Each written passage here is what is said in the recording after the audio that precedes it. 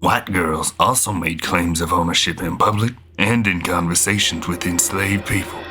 Ella Washington's most grown mistress publicly asserted her ownership after she learned that her uncle-in-law was trying to sell Ella at auction. A formerly enslaved woman named Melinda recalled that her young mistress would frequently tell her, "When I get big and get married to a prince, you come with me and tend to all my chillins." Young white girls begin to learn about and practice different management and disciplinary strategies, which help them develop and refine the skills of slave mastery that they would need once they became mistresses of their own households.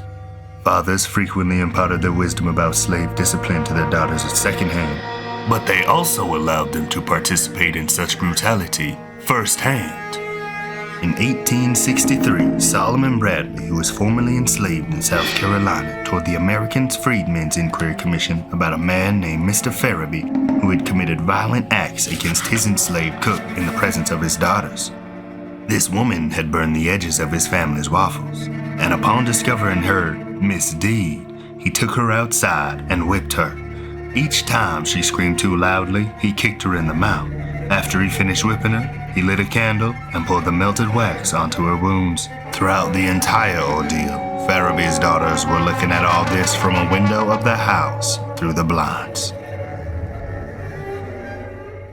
The testimony offered in the case State of Georgia v. Green Martin provides insight into how young girls in slaveholding households understood the relationships among slave mastery, discipline, and violence. On May 9, 1857, Alfred, a 12 or 13-year-old enslaved boy who was living in Washington County, Georgia, allegedly told Godfrey Martin, the son of his master Green Martin, to kiss his derriere.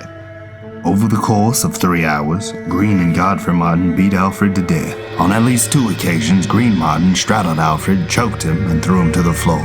Godfrey poured water on Alfred to prevent him from fainting. And then, after Green was done, Godfrey fetched a saddle, commanded Alfred to kneel on all fours, placed the saddle on his back, and sat on him for a quarter of an hour. After doing so, he beat him with a stick, kicked him, and threw him on the ground, and finally dragged him about the yard. Although most southern states had laws that allowed slave owners to punish their slaves with impunity, even if such discipline led to death, such legislation often barred slaveholders from punishing enslaved people with malice. Many of these laws also delineated in minute detail the instruments slaveholders can lawfully use to punish enslaved people. If they used methods or tools that did not meet the specifications outlined in these laws, they could be punished themselves. Someone in Green Martin's slaveholding community must have considered his actions abhorrent enough to report him to local authorities, because Martin soon found himself charged with Alfred's murder. Martin was convicted and sentenced to execution by hanging, but he appealed to the Georgia Supreme Court, and the justices agreed to review his case.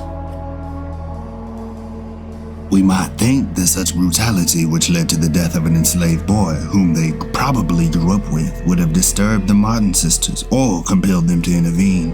But according to Catherine, no one attempted to intervene during the events. She further testified that she did not go to the boy, but saw him while passing, and he was naked. Catherine and Sarah said they were a bit afraid of their father and brother, but the court clearly did not find them convincing. Judge J. Lumpkin, who delivered the majority opinion which reversed the lower court's guilty ruling, stated that the Martin sisters were the unwilling but not affrighted witnesses to this murder. Mary Martin claimed that she was not particularly afraid of her father and brother, and chose not to pester either because she did not want to and because she knew she was not able to do any good.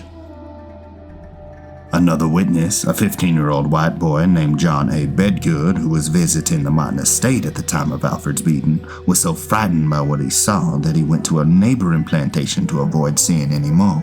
Clearly, not all southern white boys were acculturated to the violence of slavery, but both boys and girls were receiving instruction to it. When the court asked the Martin sisters why they had not intervened, they offered 2 reasons that had nothing to do with fear. They believed that Alfred deserved the beating, and the Martin men were behaving in ways that they deemed normal and unexceptional. When asked to describe Alfred's general conduct prior to his death, Catherine said that he was very saucy and uncontrollable, even though, as she added, the boy was treated kindly and was a pet Negro.